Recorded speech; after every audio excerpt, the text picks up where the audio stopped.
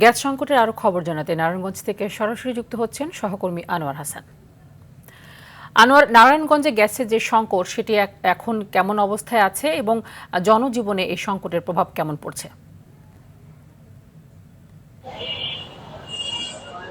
তানি, নারায়ণগঞ্জে গ্যাস সংকটের প্রভাব শিল্প কারখানায় যেমন পড়েছে, ভোগ্য উৎপাদন কারখানা যেমন পড়েছে, তেমনি যানবাহন এবং সাধারণ মানুষের রান্নাঘরেও হানা দিয়েছে।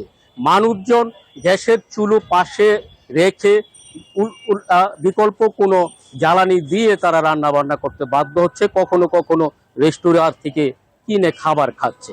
আর ভোগ্যপণ্য উৎপাদন কারখানাগুলিতে এমন গ্যাস সংকট পড়েছে যে তারা তাদের যে শিডিউল অনুযায়ী বাজারের যেই মালামাল তারা সরবরাহ করে তার অর্ধেকে নেমে আছে।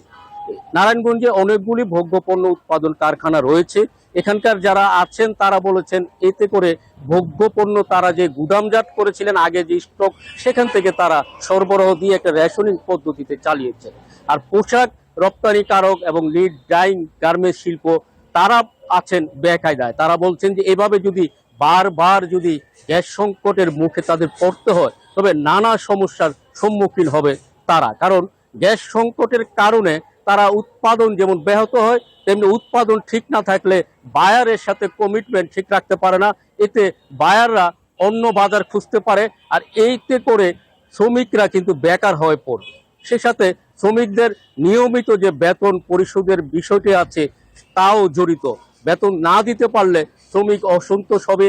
ব্যাংকের যে দায় দেনা আছে সেখানে যদি নিয়ম মতো তারা পরিশোধ না করতে পারে তবে সেখানে ঋণ খেলাপি হবে। এ অবস্থায় তারা বলেছেন যে যে কোনো বিকল্প উপায়ে যেন এই গ্যাস সংকট দ্রুত সমাধান করে সরকার, এবং এই ব্যাপারে আরো আগামীর অনেক দিনের পরিকল্পনা নিয়ে যেন উদ্যোগ নেয়।